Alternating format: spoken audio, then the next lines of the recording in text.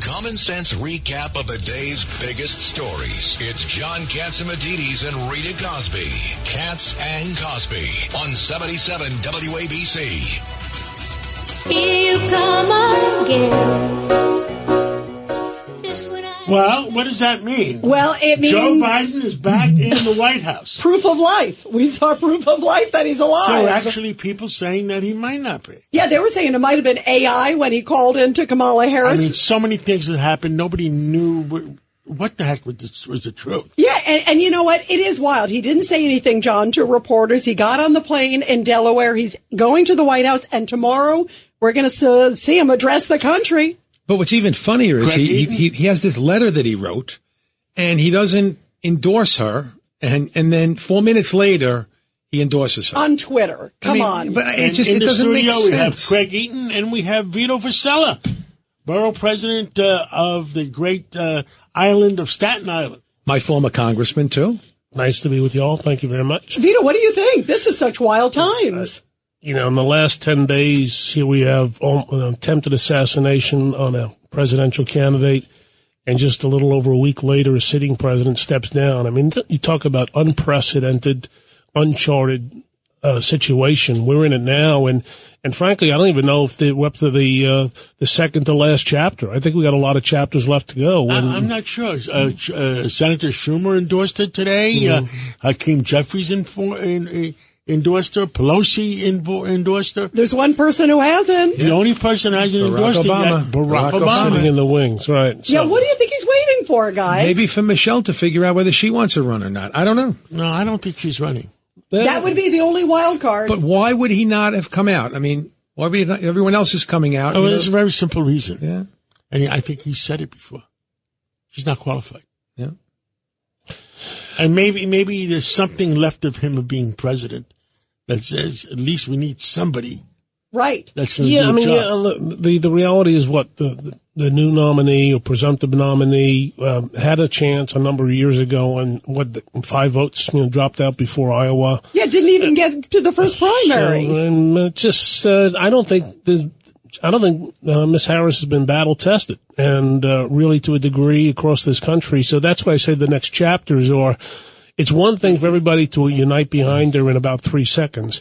It's another for her to go out before the American people and demonstrate that she's qualified and has the wherewithal to be president. And I think that's going to be the true test over the next few weeks. I think that debate's going to be very funny. Yeah, I can't wait for the debate between President Trump and Kamala Harris. And Trump just said that he's ready for more than one debate. He said, bring it on. And they're already duking it out.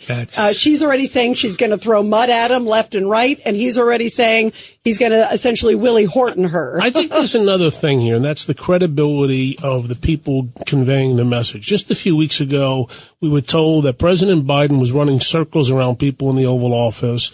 You had prominent people come forward and say you're an idiot if you think President Biden isn't up to the task.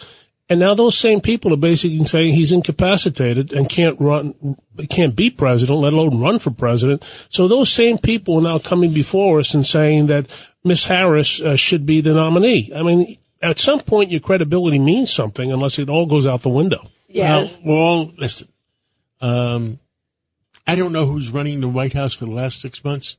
I don't know who's running the White House for the next 6 months. Yeah, that's the scary thing, John. That is the scary thing. It's going to be the same people. Right, same people. And that's what scares me. It's going to be the same people for the last 2 years have been running the White House that are going to continue on if Kamala Harris wins. And we need change. I mean, this country is getting destroyed. The world looks at us as the biggest fools. Look, I only met her once. I had lunch with her one time. I don't think she's qualified to be president of the United States. And I think a lot of the Democrats know it too, John, but they're trying to push it through to the country and say this is it. Yeah, well, 99% of the Democratic voters when she ran for president thought she was qualified either. So. Right. Rita, I understand Professor Dershowitz is on. Would you bring him in? We have Professor Alan Dershowitz, of course, Harvard Law School Professor Emeritus. Professor Dershowitz, so much to talk with you about. First, there are still Republicans talking about the 25th Amendment. We have the House Speaker and a number of others. What do you think the chances are? And what are your thoughts about all this stuff going on? Well, if everything remains the same, it's a zero chance under the 25th Amendment. The 25th Amendment was designed to make sure that people of the president's own party, his assistants, his cabinet, his appointees, are the ones who say he is medically, physically unqualified. That's just not going to happen. There's a big difference between being politically unqualified, which reasonable people can conclude, and kind of what the 25th Amendment had in mind, which is basically what happened with Woodrow Wilson when he had a stroke, or maybe even Ronald Reagan in the last few weeks or months of his presidency when he had Alzheimer's. I don't think we're going to see that with Biden. I think Biden's going to serve out his term unless something happens. Look, when you have people as old as Biden, and indeed even as old as Trump, you never know. You wake up one morning and God intervenes, as both of them have said, and, somebody gets sick, somebody has a heart attack or a stroke. We know that has happened before. So this election is, I believe, more unpredictable than any election in my adult lifetime. I actually predicted that Trump was going to beat Clinton in 2016. I wrote about it because I saw a trend around the world. But this one is so unpredictable. First of all, we don't even know who Kamala Harris is going to pick to be her vice president. That will make a big difference if she moves toward the center and away from the left. That will increase the chances that she could get some independent voters. If she moves toward the left, that diminishes those chances. And so there are many, many factors, too many moving parts to predict. Professor, talking about God-taking friends, we lost a good friend in the last 24 hours. Who was that? Well, we lost Rabbi Butman. Oh, I'm so sorry. I didn't know that. Rabbi Shmuel Butman.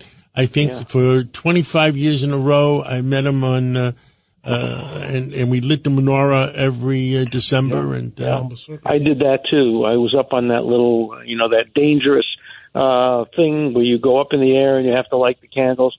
I also worked with Rabbi Butman repeatedly at Chabad. In fact, just to bring you up to date on Martha's Vineyard, last night we had 700 people coming to a Chabad celebration for Jewish culture, music, Jewish food, and there were protesters outside. Virulent anti-Semitic, anti-American bigots protesting not Israel, but a Jewish cultural affair on Martha's Vineyard. And you know who the worst bigot in the Senate is now? I have to tell you, it's my former colleague, Elizabeth Warren, who yesterday endorsed enthusiastically Cori Bush. Cori Bush is the most anti-Semitic, anti-Israel, anti-American member of Congress. She's about to lose a primary.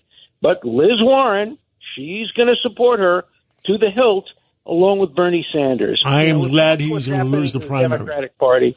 We are really in trouble in this country. I am glad he's going to lose the primary. Yeah.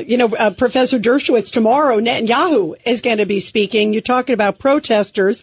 There are protesters there today. Well, Kamala said that he's not going to meet him. Yeah, Kamala has a prior engagement, and there's some other ones that are saying they're not available. Come on, you have the prime minister, you have the leader of Israel at a very important time. It's a joint session. Everyone's supposed to be there. Yeah, he called me. We've spoken. His office called me yesterday and asked me if I would please come and have a seat of honor in Congress. Unfortunately, I have a torn hamstring and I'm immobilized. So I apologize and will not be able to be there. I'll watch it on television and I'll be there in spirit. But I hope everybody comes to hear Netanyahu. Learn from him. When he spoke last time, Charlie Rangel, who I know well, and called and he said, I'm not going to the Netanyahu speech. And I said, you have to go. And you can boo him, you can attack him. He went. And then he called me afterward and said, that was one of the best speeches I ever heard. Thank you for making me go. People have to go and listen to him. These are people who would go and listen to, the head of China, the head of Iran, the head of Castro or alive. They would go and cheer him. But they won't go to speak to listen to the Jewish head of the nation state of the Jewish people. He's not going there as a politician. He's going there as the representative of Israel. And if you stay away from that event, you're you're bashing Israel. And if the Democrats do that, they will pay a price for that. Because remember, the vast majority of Christians in this country support Israel. And of course, the vast majority of Jews do too, but they're a small percentage. But the vast majority of Christians support Israel as well. And so if you stay away from the speech of the prime minister, maybe she'll meet with him privately and maybe there'll be a reason, but she should have been there. She should be there to preside over this important event. I wish I were there.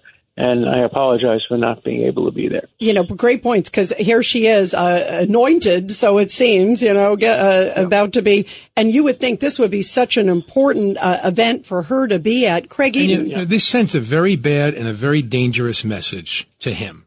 And especially with the turmoil in Washington and the conflict in that region, they're not going to meet with him. I mean, this is so dangerous. Yeah, well, they're going to meet with him. I think there are going to be meetings. Hopefully there'll be meetings with Biden, with Harris, and with Trump, because Israel has to be neutral politically. There are many Israelis who have strong points of view on this, but as a country, they have to be neutral, and I think they will be, and we'll be prepared to work with whoever wins for president. The problem is that historically, support for Israel has been bipartisan, but recently with the Squad, and was Liz Warren, who's a disgrace, it's moved away from bipartisan and toward, if you're a Democrat, hey, if you're a member of the Squad, if you're a member of the left, you have to hate Israel without regard to the merits. And that's what's been going on. You know, when Liz Warren decided to run for the Senate, she came to see me. We talked together. And she said, Alan, I don't know anything about the Middle East. Please teach me something. And I sat down with her for 2 hours. I gave her a copy of my book, The Case for Israel. She didn't learn a darn thing. She just became a total bigot, a total know-nothing opponent of Israel, and she is one of the leaders now in anti-American, anti-Israel, anti-democratic value, anti-Judeo-Christian. She's become a major villain of the United States Senate, along with Bernie Sanders. Any closing statement, Alan? Well, I hope that the people will understand that if Liz Warren stands for what the Democrats stand for, good and decent people can't stand for that. And I hope the Democratic Party moves more to the center and away from this kind of anti-American extremism. Amen. Yeah, let's hope so. Absolutely. And John, I understand you've got some breaking news with John Solomon calling in. Breaking news, WABC. With us today is John Solomon with justthenews.com, and he comes up with some really breaking news stories. John Solomon, what's going on today? The Secret Service person resigned. I mean, yes. There's a lot of loose ends in Washington, and I'm sure the biggest fear in Washington is being caught lying. Yes. Well, that's clearly been an issue. In fact, after she testified yesterday, the Secret Service Director, Kim Cheadle, she was accused of lying by some of the members of Congress. Even more remarkable, for the first time I can remember in a very long time, the Republican chairman of that committee, James Comer, and his Democratic counterpart, they usually fight all the time, particularly over Biden impeachment. They agreed that Kim Cheadle had to go. They wrote a letter together saying she should be out of here. She took the message this morning. Secret Service Director Kimberly Cheadle resigned, so she wouldn't have to testify any further in the near future, and she turns over an agency that now has a badly damaged reputation and badly damaged morale. While that was going on, the state police boss for Pennsylvania was up on Capitol Hill calling into question Kim Cheadle's testimony, exactly the sort of thing you were talking about, John. Other people coming out saying the Secret Service still isn't telling the American people the truth about what happened on July 13th. All that played out this morning in a really big way. Meanwhile, Kamala Harris now ascending as the likely Democratic nominee. She secured enough ballots last night, delegate commitments to potentially replace Joe Biden on the ballot. People are beginning to react to her record. We have a very important story up at justthenews.com.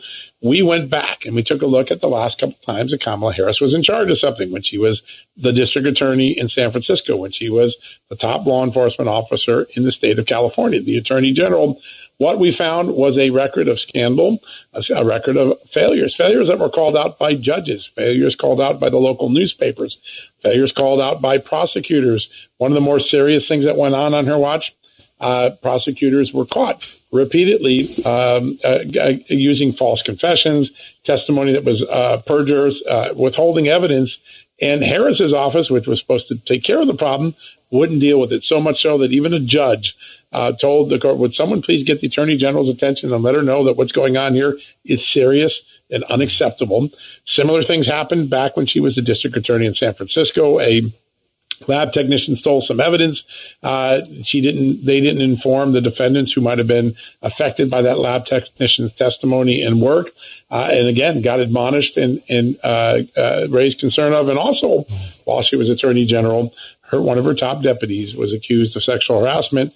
There was slow to react. It ultimately cost a $400,000 settlement to the state to make that case go away. So people are beginning to take stock of Kamala Harris's record. She's no longer the understudy. She's the top name on the ticket, in her earlier record in California coming into clearer focus and coming into clearer debate. John, I mean, you've been in Washington forever. I've hung around Washington forever. Is there something you think we don't know and that it's going to be really, really bad? That's what I'm afraid of. Yeah, but I think that one of the things is that having a nominee swapped in this late in the process, keep in mind, this is the latest switch of a nomination that we've seen in modern American history. The question is, will there be enough time to vet the nominee, to check what Kamala Harris has done, what she's acted on? Did she pay to play a game? Did she really do anything on the border? Or is she as bad as Elise Stefanik said today when she put a resolution out there trying to condemn Kamala Harris's leadership on the border issue, as the borders are? I think a lot of people are worried it's a very compressed time to go back and look at everything that Kamala Harris has done. We're going to do it at Just the News. We're going to just rely on facts. We're not going to rely on spin. But getting documents, getting FOIAs, it's a short time to vet someone who could have the highest office in the land come November. And, yeah, she's been the vice president, but the vice president never gets as much scrutiny as the president. And that process is starting late. And I think a lot of people are wondering, what else might we find out about Kamala Harris? We're going to find out in the next few weeks. But I think that's the big worry a lot of people in Washington have, that we don't know everything we need to know to make a good assessment for voters before Election Day. Well, John, let's pray for America, and let's see what how do the British say it? Sort things out in the next few days. That's exactly how they do it. Well, thank you so much. Good to be with you, John. Wow, very interesting. The backstory there with Kamala and where it's going, John. I was afraid. I didn't know. I was going to ask Professor Dershowitz who's he going to vote for, Kamala or Trump? Because obviously, look, Trump did what he wanted, what he promised to do for the Jews. He moved the embassy to Jerusalem. The Abraham Accords. Abraham Accords. And Kamala says, I'm too busy to meet with Netanyahu. And she's praised the protesters that have been against Israel. But this is where now, if she's the nominee, this becomes a serious debate. Is she going to proclaim her support for Israel in the fact that on October 7th of last year, 1,200 innocent people were slaughtered, and Israel was under siege, fighting for its life, fighting for its sovereignty, and the United States, I think, has an obligation and responsibility to our best ally in the Middle East. And President Biden is still jerking them off. Yeah. Is that the nicest way? Yeah, that's a nice way. Yeah, because of Michigan, Minnesota, they're worried about votes. Just stand up and be clear and be right to say we support the people of Israel. We support their right to exist. There are those on the far radical left that think they should be destroyed.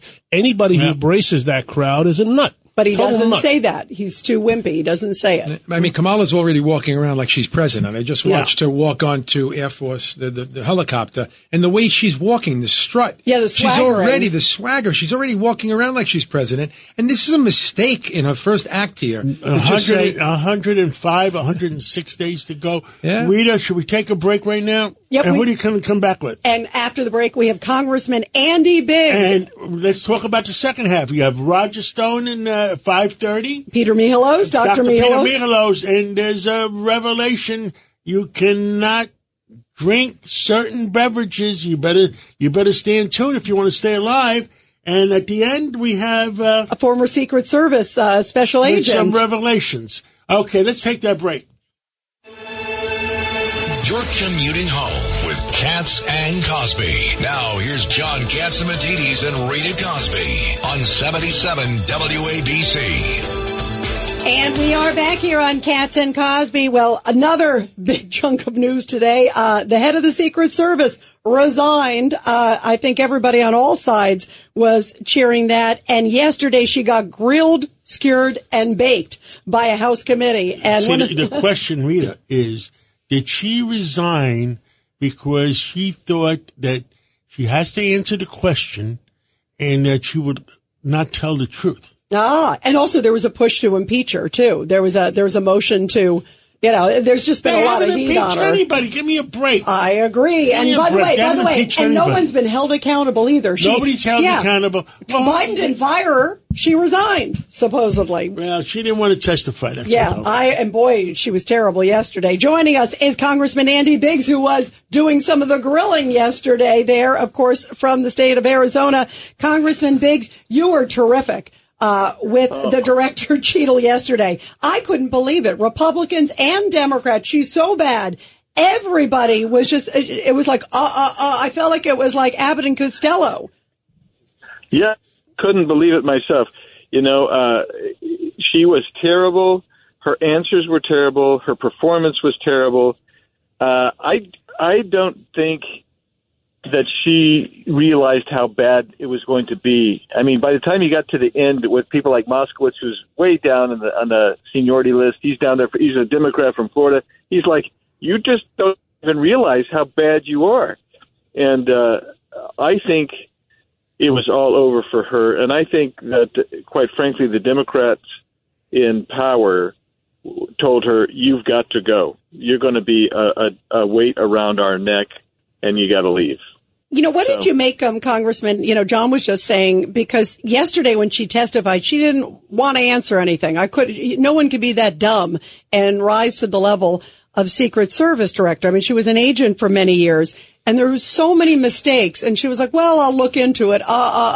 Like she definitely seemed like she was avoiding wanting to testify. I mean, and Biden didn't push her out. She resigned. Yeah. So the way I took it, because almost every question I asked her, she said something like, well, I'm going to have to refer you to the FBI. Well, that's pretty weak right there. Not only that, thank goodness we've got the FBI coming in tomorrow to Judiciary. So I'm on that committee, so I can ask Christopher Wray a few of the same questions because she claims that he's got the answers. But, yeah, she should have. If she would have had the integrity that you need for that position, the day that happened, she would have been out there at Butler, Pennsylvania. She would have gotten the Secret Service plane, gotten out there, and she would have talked to people on the ground, and she would have resigned. That's what we were looking for. But people don't trust their federal government now, and she bought right into it. That's what I was telling her. You're incredible, and nobody trusts the federal government, and they're going to keep having that cynical attitude toward the federal government because of people like you. Absolutely. Congressman Andy Biggs, Vito Fossella has a question. Yeah, hey, Congressman. Yeah. I think the woman now has plenty of time to write her book, How Not to Respond and Handle a Colossal Failure. I'm just curious. There's a lot of chatter. People just want the truth. They want transparency. I don't think she offered it. Her demeanor, I thought, was terrible, aside from the substance. Are there any indications that there's something else at play with the shooting last week? Is there something else that's like in the wings, waiting to be revealed? Well, I got to be honest with you. There's rumors just surrounding this, just flying like crazy, and it's been difficult for us to actually sort it out, which is what we were hoping that we'd get some sorting yesterday. We hope to get some more information from Christopher Wray, although the FBI has been, obfuscationist in the past, and so I look at it and say there may be something. That's why I was asking the question. I mean, this is the 20-year-old guy who somehow gets at the one place where you have a clear shot at the president. He's up there. Who knows if he took the gun up with him or if he had placed the gun up there earlier. Where was the personnel and people? It's at best case scenario, gross negligence. And that's why I asked the question, was he acting alone? Was he a lone gunman? What can you tell us? And she would refuse to answer that question. So it makes me wonder what is going to be revealed in the next week or two. And I hope that we get a lot more answers. You know, Congressman, I keep going back to, you brought up, 20-year-old lone gunman. He gets past, he's suspicious. He does a drone. We know that was confirmed, that he puts a drone up there. And then now we know that there were 3 encrypted messages going to foreign countries. It almost doesn't fit. That seems a little sophisticated for a 20-year-old. Like, I agree with you. There's a lot of Pennsylvania. Yeah, from Butler, Pennsylvania. It seems like there's something missing here, right? Yeah, I mean, and that's the point. I mean, it just seems too weird. Weird's not the right word. Too coincidental that every tumbler on the lock had to turn just the right way for him to have the opening that he had. And, the snipers have him, the locals have him. You got pictures of him. He's got a car. Somehow the perimeter, what they call the blast radius, the perimeter, it excludes the building that he's on, that he has been to twice previously. It's almost too. What was the old expression? Something's rotten in Butler. Yeah. It's almost Shakespearean. Like Congressman, I think you've been with presidents. I know I've been with presidents. When the Secret Service speaks, you listen. They tell you this is where you're going to be, this is what you're going to do, this is where you're not going to go, this is where you're going to be. And like, soon as the initial response was it was the local police responsibility. To me, that was the giant red flag. And then the police came back and said, no, they were in charge of just traffic. But it's interesting that they saw this guy early on and they identified him as being suspicious. Why didn't they put an agent to go out there, talk to him, and keep an agent on him if they felt he was suspicious? I mean, that's their job. Their job is to protect the president. If someone looks like they're crazy or suspicious, you gotta put someone on him. Yeah, well, exactly right. And she claimed yesterday that they did, but where was the agent? That's what she claimed. And then he went to lunch. And I said, well, where did the agent go? And here's the other thing. If you've been, as you have, and I have, if you've been with presidents or leaders of other countries, if there's somebody that's suspicious, not even a threat, but something suspicious, like if there's a weird traffic pattern that emerges, or somebody shows up in a place they didn't expect somebody to be, guess what they do? They say, we're going to hold here. We're going to hold right here. And you wait. You don't move. Congressman, keep fighting to find out the truth for the American people. Let's not just let this one slide. I think the American people deserve to know the truth. Yeah, keep us posted, Amen. Please. Thank you, Congressman. Thank you we so love much. you. Thank you. Thank you. Appreciate it. Thank you. Rita, I understand you have some hot news sponsored by Goya. It's the top news of the day, sponsored by Goya. Here's Rita Cosby. Well, Vice President Kamala Harris's presidential campaign is now vetting potential running mates. The campaign has requested vetting materials from several potential running mates to join the vice presidential ticket. It includes Pennsylvania Governor Josh Shapiro, North Carolina Governor Roy Cooper, Andy Beshear of Kentucky, and also Michigan Governor Gretchen Whitmer, among others. Also, we were talking about Netanyahu. Former President Donald Trump will be hosting the Israeli prime minister at his Mar-a-Lago estate in Palm Beach, Florida. Trump announced on Truth Social that the two will meet on Thursday. That's a day after Netanyahu, as you know, will deliver an address to a joint session of Congress. And also, as we were just talking about with Congressman Biggs, U.S. Secret Service Director Kimberly Cheadle has resigned. She faced enormous pressure from both sides of the aisle to step down following the assassination attempt on former President Trump. And those are your hot headlines of the day. It's a common sense recap of the big stories. It's Katz and Cosby on 77 WABC. And we are back here on Katz and Cosby. So much news happening with Kamala Harris and everything else. And joining us now is the great Roger Stone, of course, advisor to President Trump and many others. John. Roger Stone, what's going on that the American people are not seeing?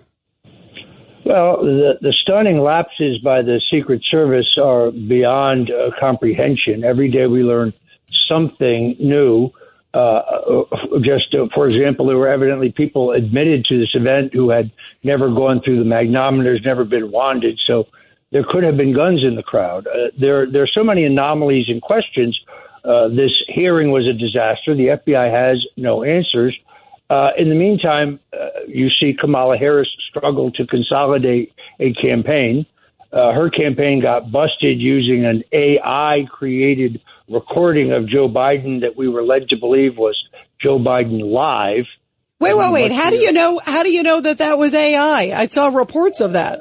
I believe that there's 3 very good software AI analysis programs, and not all of it was AI, but much of it was created. Once you have a snatch of someone's voice, it's very easy now. And are you talking about the call-in that yes.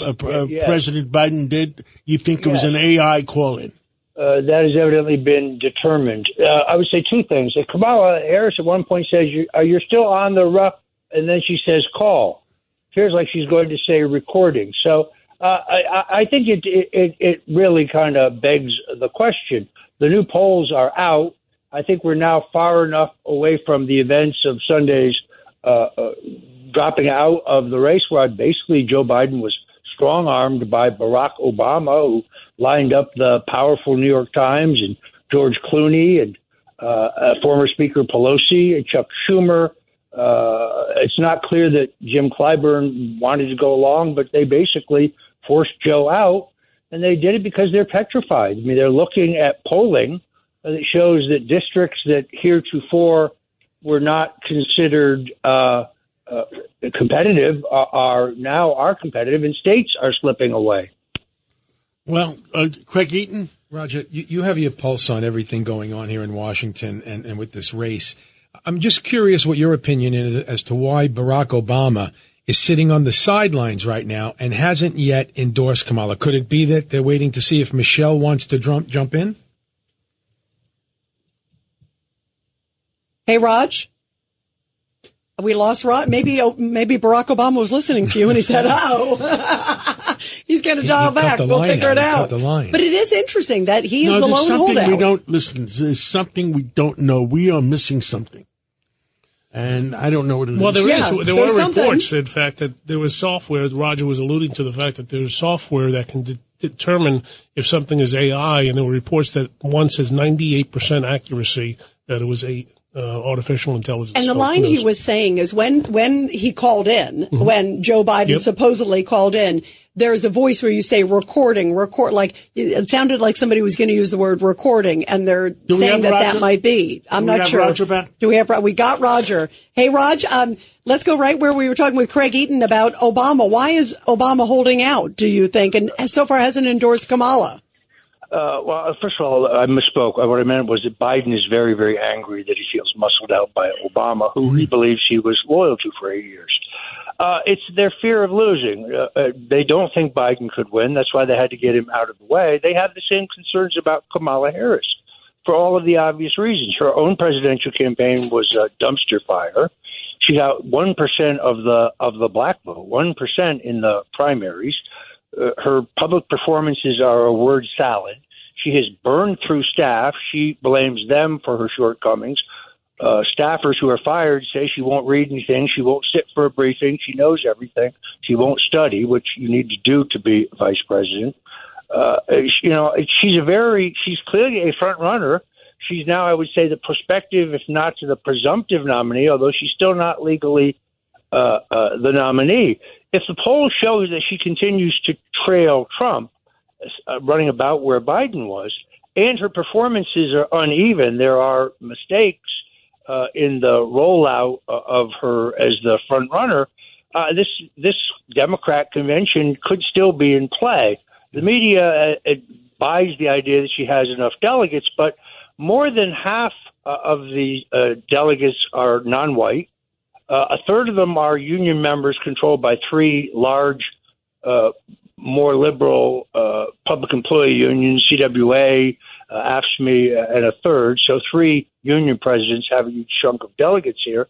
I still believe that if she looks like a sure loser to Donald Trump, they could yet swap her out for a stronger candidate, which I have suggested could be Michelle Obama. Now, I'm not saying Michelle Obama is running for president, wants to run for president, hankers to run for president, but I am saying they may come to the conclusion that she could conceivably be, if she were ever willing to do it, the strongest candidate.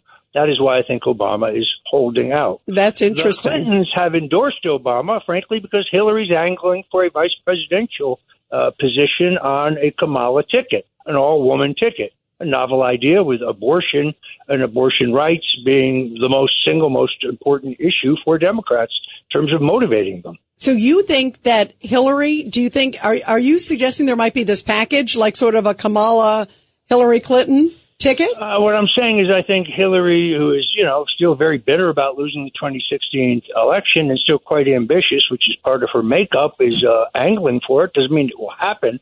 But you notice the Clintons, who were involved in pushing Joe out, quickly did endorse Kamala, whereas Obama and Michelle Obama have not. And President Obama has said that he won't endorse any candidate until after the convention process, which allows him to work behind the scenes, as I think he has. The New York Times has an editorial which basically says Kamala can't win.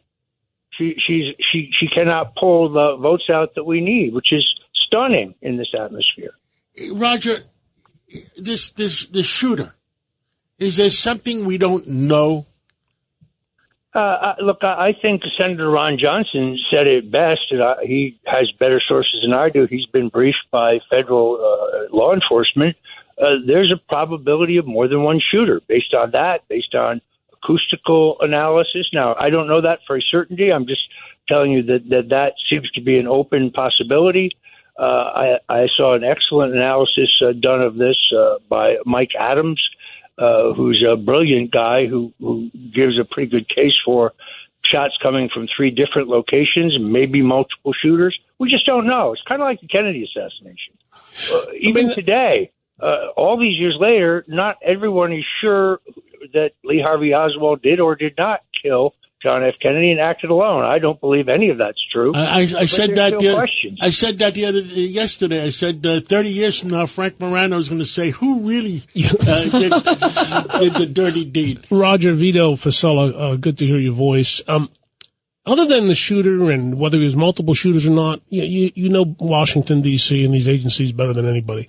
Are there any shoes that you envision will be dropping over the coming weeks or months, or revelations that right now seem not so obvious?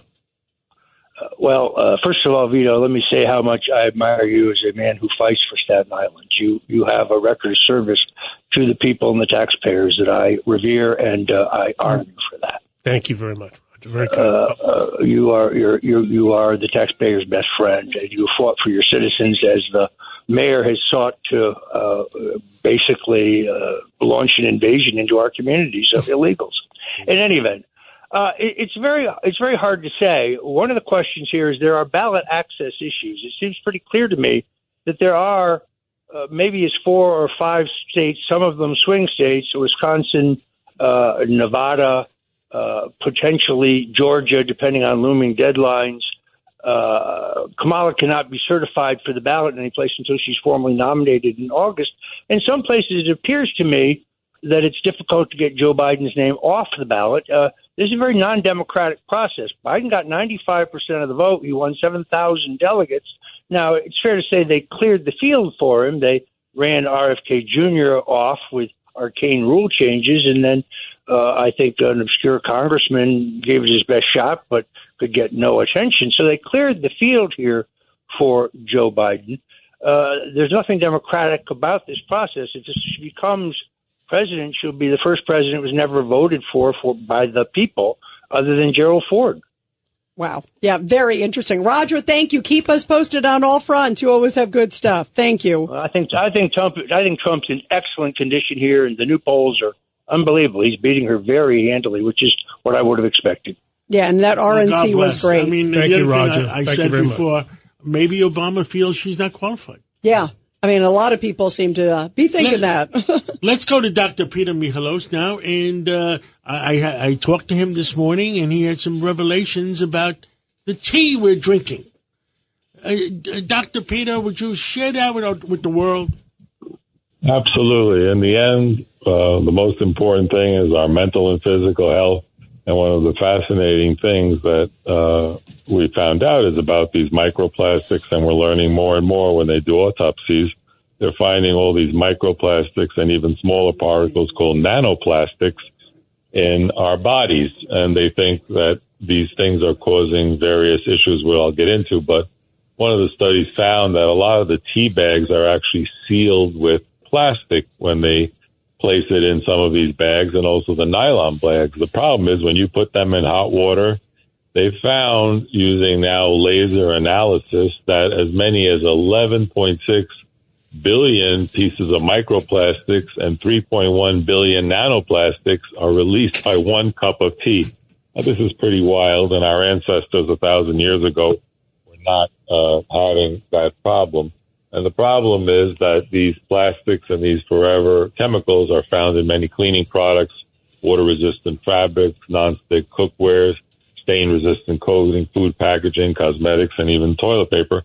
But the thing with the tea bags is now you have to actually look for tea bags that are made with plastic-free. They use something called cornstarch, which we're very familiar with. That's non-toxic to seal it instead of these microplastics. So look at your teas, because some tea brands, I'm not going to mention brands, of course. Well, you sent me a website before. Why don't you send us that website, and I'm going to put it on the WABC website, and we'll put a disclaimer on it. Let people do their own research. No, absolutely. And the forever chemicals are associated with cancers, high cholesterol, thyroid disease, liver damage, asthma, allergies, and these fertility problems, because it seems to be that some of these plastics are what are called endocrine disruptors, and they disrupt our chemicals in our hormones. So it's very... Oh, that's what's wrong with me? No, well, you know what? We have to start eating more farm to table, and that's why it's important to try to look at labels and try to eat more farm to table and fresh foods. And less. If God made it, I've said it many times, if God made it, eat it. If God didn't make it, well, you better read the label. Good food for thought. And olive oils every day, and keep listening to WABC for more tips on staying healthy and happy, and live long and prosper, think positive and test negative, and keep up the great work. Thank you. Thank you, Dr. Peter Michalos, and we'll talk to you again real soon. He had some good lines there, by the way. Yeah. Well, let's take a break right now, and we're going to come back with a former Secret Service agent of high ranks. He's got some big scoops. Give us some real ideas. Take that break. A common sense recap of the day's biggest stories. It's John Catsimatidis and Rita Cosby. Cats and Cosby on 77 WABC. And we are back here on Cats and Cosby. Everybody talking about the details in the shooting at the Trump rally. And now the Secret Service director has resigned after huge mistakes. Joining us now is retired senior Secret Service agent Don Mihalik. Don, let's get to it. Can you believe all of these mistakes that were made by the agency, obviously, you love and work for so many years? Hey, Rita, it's good to connect with you again, and I'm happy to be on WABC. Yeah, there were failures here, and failures in the advance process, failure in the planning process, and failure in how the Secret Service works with its local and state stakeholders and partners. All of that is going to be subject to investigations. All of those answers need to be had so the American people feel more confident and better dealing with the Secret Service, and that the Secret Service could handle the campaign. After all, we're going into the DNC. They're picking up J.D. Vance, his family, the VP's details getting expanded, and they're potentially going to pick up her nominee candidate. So they've got a lot of work out there, and they need to make sure the American people feel confident in what they're doing. You know, there was a report today that just came out a couple hours ago.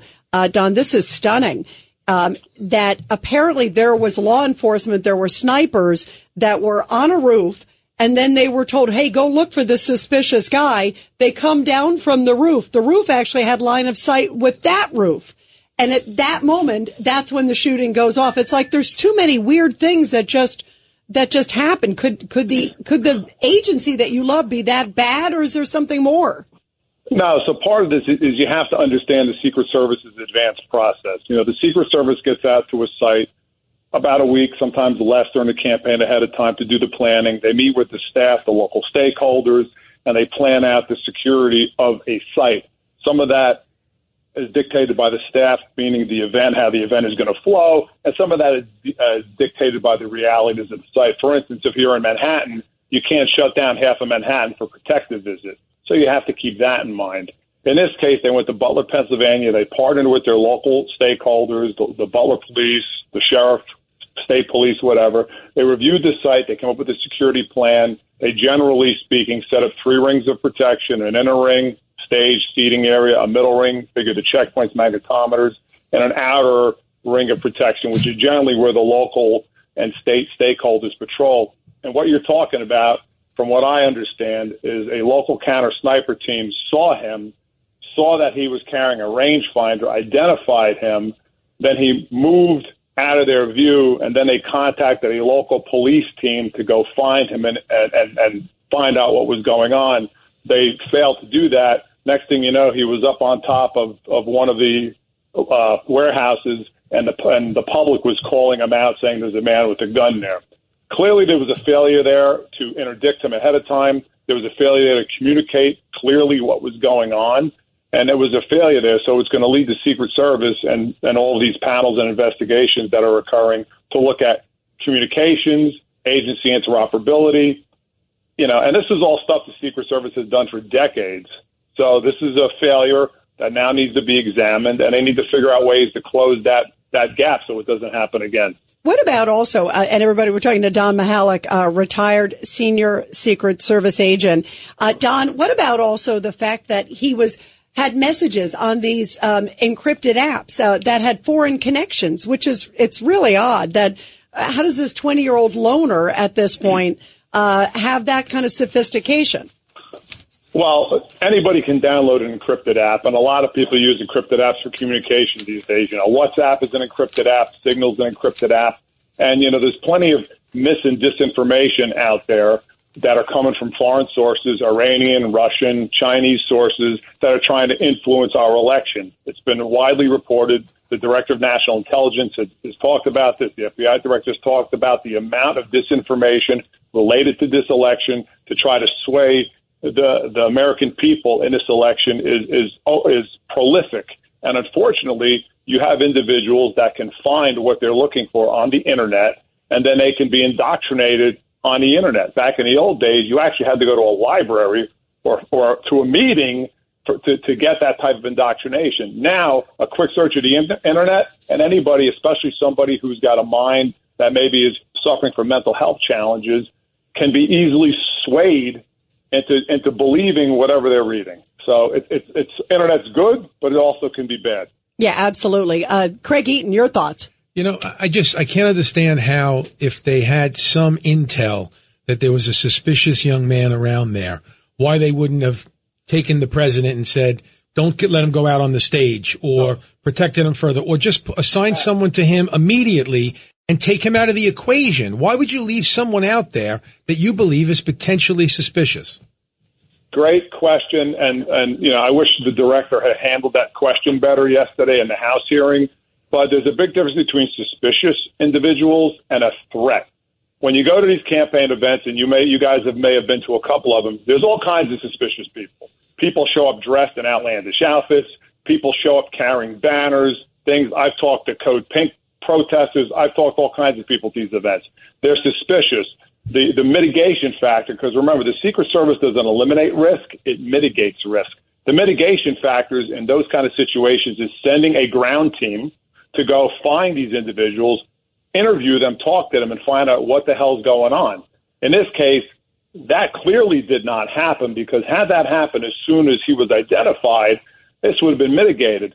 Part of me thinks that a lot of this has to do with this very anti-police environment we're in, where the police departments, police officers are very hesitant to engage people because of all the rhetoric surrounding police officers these days. Back when I was an officer in the early 90s, and even with the Secret Service, we would have made a beeline to this individual and said, "What are you doing?"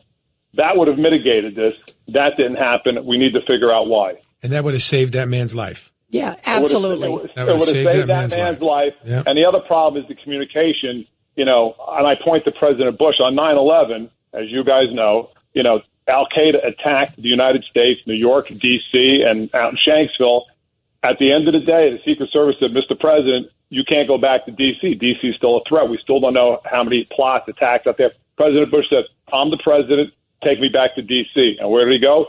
Back to D.C., back to the White House, because he's the president. Yeah, no, right. And by the way, I did see that President Trump said in an interview yesterday that he was not told of any threat, that no one even mentioned there was a suspicious individual. And so who knows what he would have said if they had said it to him. But you guys know President Trump. You say to him, "We have a suspicious individual." His response would be, "Well, what? What does that mean?" And if they didn't have a good answer for that, which at the time it didn't sound like they had a good answer for that, he would have continued to do what he wanted to do. So what they really needed was the information about what was going on and identify this individual and figure out what was happening so then they could mitigate it, and that didn't happen. Yep, absolutely. Well, Don Mihalik, thank you so much. And before we play this music, we have a special birthday today. We got a little birthday music. Happy birthday to Craig. Craig, you look great for 40. You look great. Tomorrow. That's 41. 41. Tomorrow. Oh, he's a lot older. I'm not 41, but it is tomorrow. And thank you all. Happy birthday. Happy birthday. And what do we all stand for? Truth, justice, and the American way. God bless America. Happy birthday.